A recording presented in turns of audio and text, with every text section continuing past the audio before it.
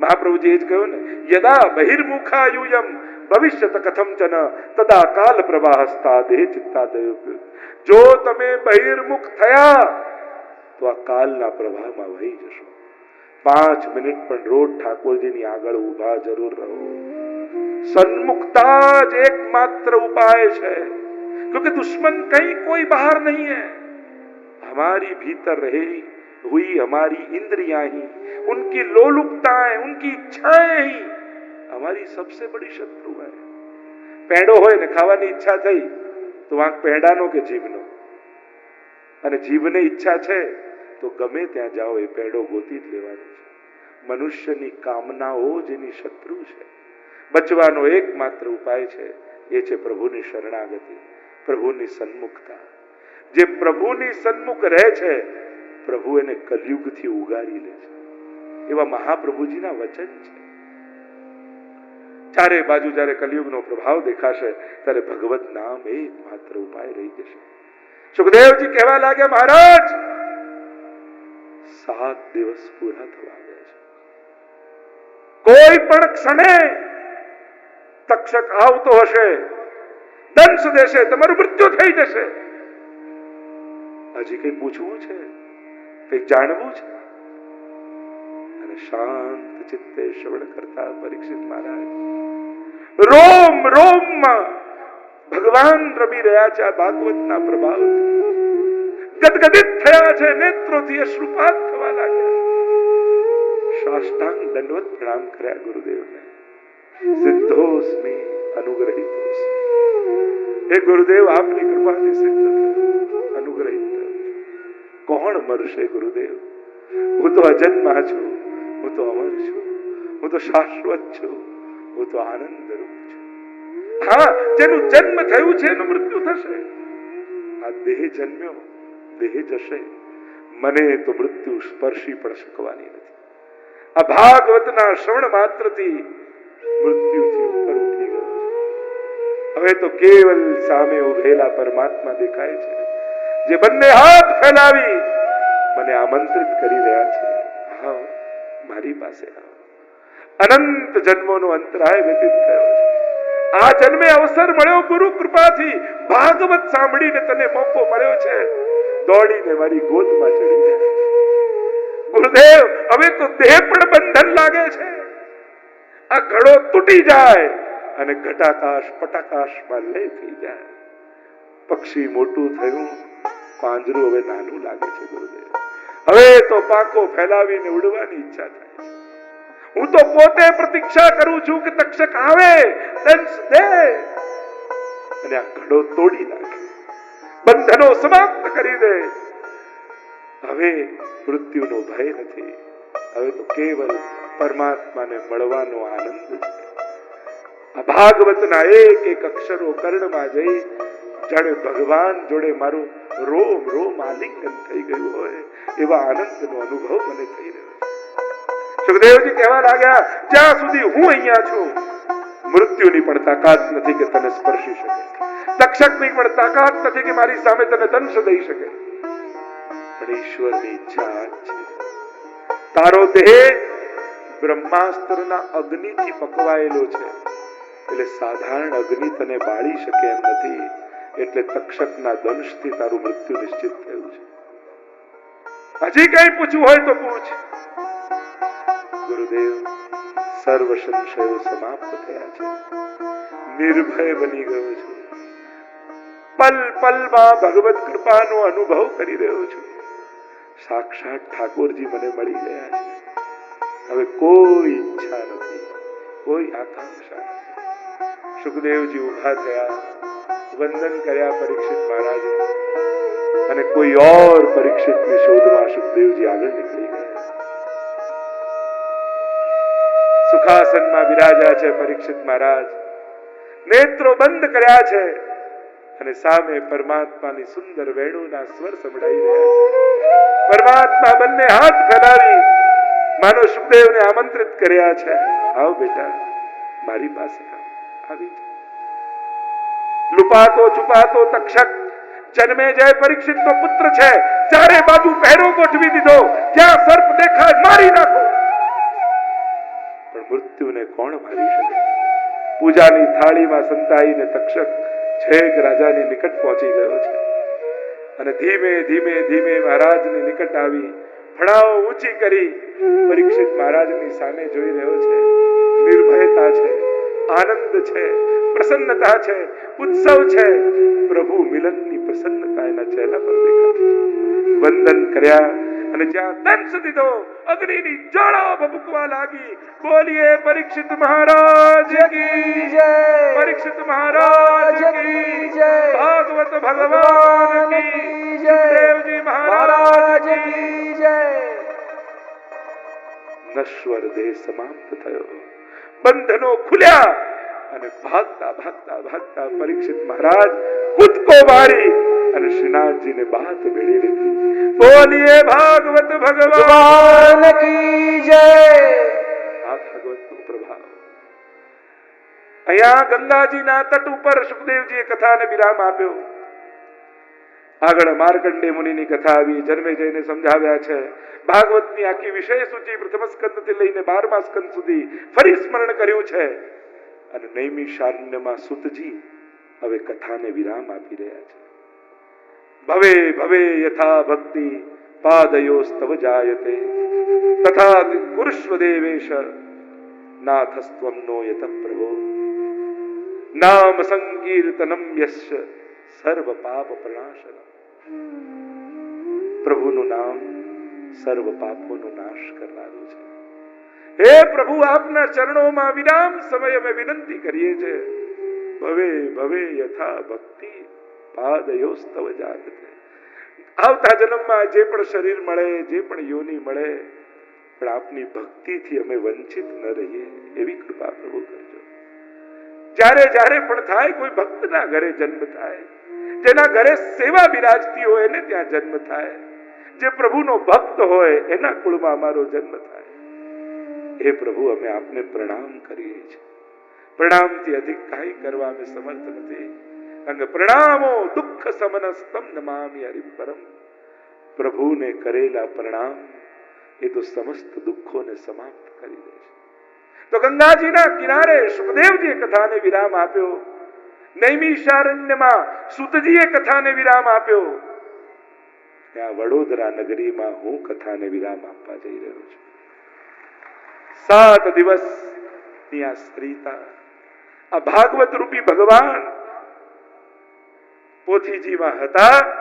7મા દિવસે તમારા બધાના હૃદયમાં જઈને વિરાજી ગયા છે. 7 દિવસ તમે કથામાં બેઠા, આજે ભગવાન અને કથા તમારા હૃદયમાં બેસી જશે. ભગવાનની કથા કોઈ ધૂળ નથી કે ખંખેરીને ઉભા થઈએ. આ તો રસ છે.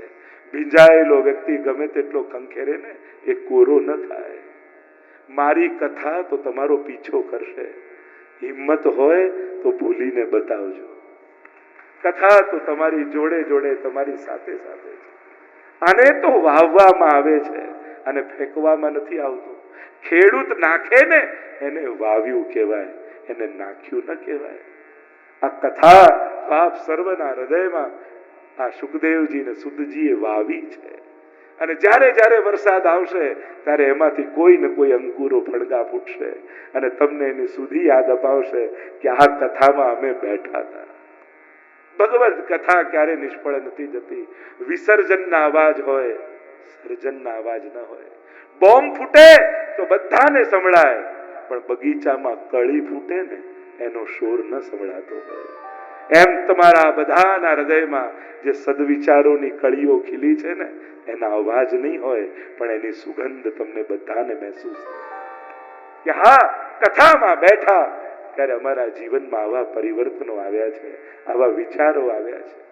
ભાગ્યશાળી છે આ જીતુભાઈનો પરિવાર, આ કોકિલાબેનનું કુટુંબ.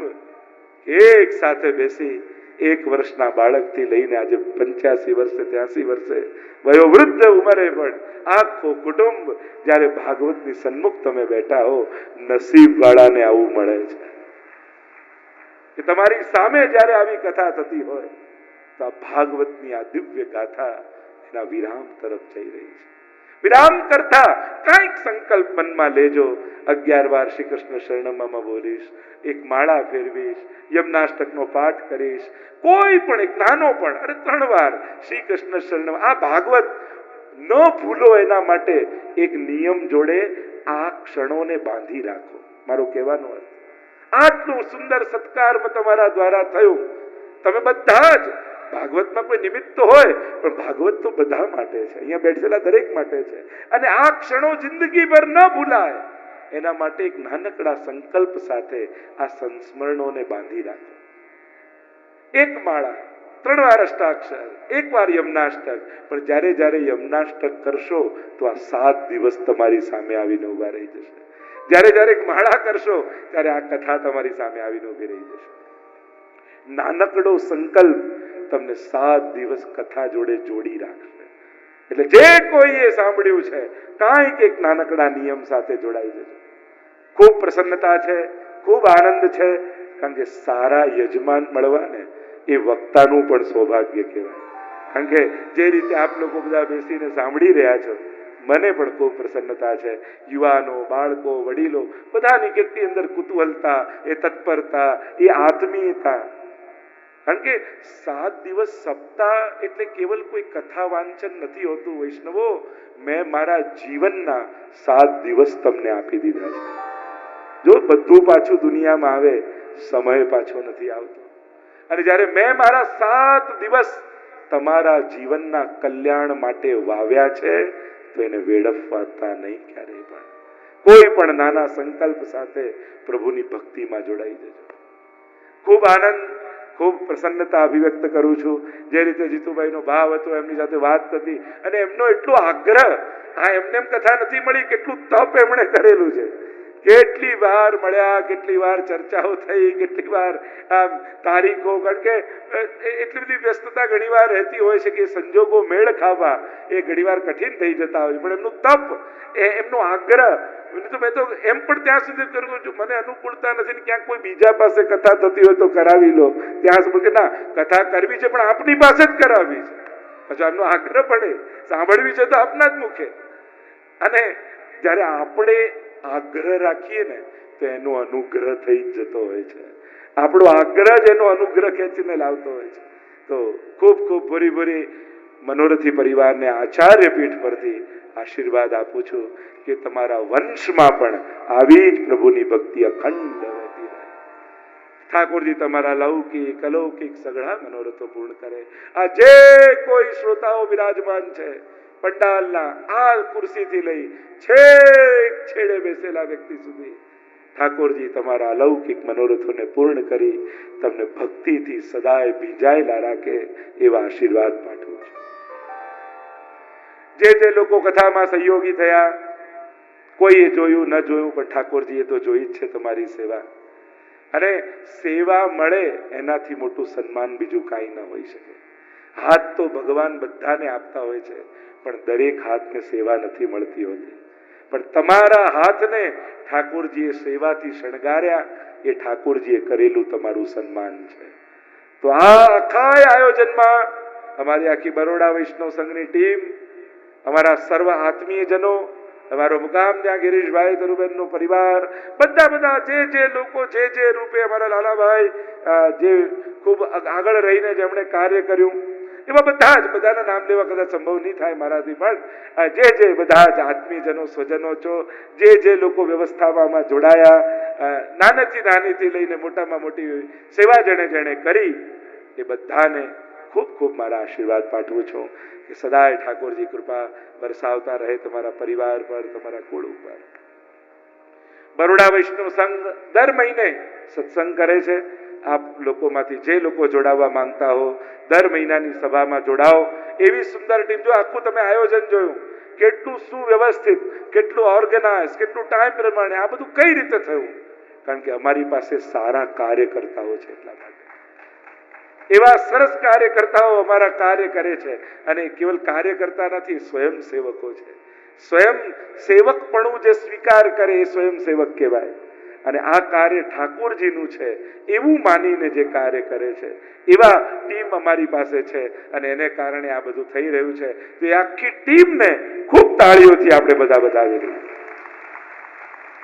કારણ કે એ લોકો એને પાત્ર છે, એ લોકો એ કાર્ય કરીને બતાવ્યું છે. ગિરિરાજજીમાં કથા થઈ રહી છે. 18, 19 ને 20 યજમાન તમારા વડોદરાના છે. એમણે પણ બહુ તપ કરેલા છે, લગભગ 4-5 વર્ષથી કે અમારી ગિરિરાજજીમાં થાય, ગિરિરાજજીમાં કથા થાય. અમારા મંથનભાઈ ને એમનો પરિવાર, તો એમના વતી પણ આમંત્રિત કરું છું કે નવેમ્બર મહિનાની 18, 19, 20 ગિરિરાજ ગુણગાથા એના ઉપર છે, તો જે લોકો લાભ લઈ શકે ચોક્કસ લે. અમારા નેરોબીમાં પણ અમારા વિજયભાઈ મોરજરિયાનો આખો પરિવાર આવ્યો છે. એક વિશાળ આયોજન ઓગસ્ટ મહિનામાં આવતા વર્ષે થવા જવાનું છે. જે લોકો ત્યાં આવવા ઈચ્છતા હોય એની પણ વ્યવસ્થા થશે અને ત્યાં પણ ભવ્ય આયોજન, એમના વતી પણ તમને આમંત્રિત કરું. તો અનેકવિધ પ્રકારનો ડિસેમ્બર મહિનામાં સુરતમાં 9 ડિસેમ્બરથી 15 ડિસેમ્બર સુધી ત્યાં ઇન્ડોર સ્ટેડિયમ છે અઠવા લાઈનમાં. એ આખા ઇન્ડોર સ્ટેડિયમમાં ભવ્ય ભાગવત સપ્તાહનું સુરત ખાતે આયોજન છે. તો એમાં પણ આપ લોકો નવેમ્બર એન્ડમાં રાજકોટ ખાતે એસ્કોસ ગ્રાઉન્ડમાં ભાગવતનો દિવસ, તો જ્યાં જ્યાં તમારા સ્વજનો તમે અને એ રીતે કથાના સમય પ્રમાણે ગોઠવી શકતા હો તે પ્રમાણે ચોક્કસથી લાભ લેજો. કથા તો બધા માટે હોય છે.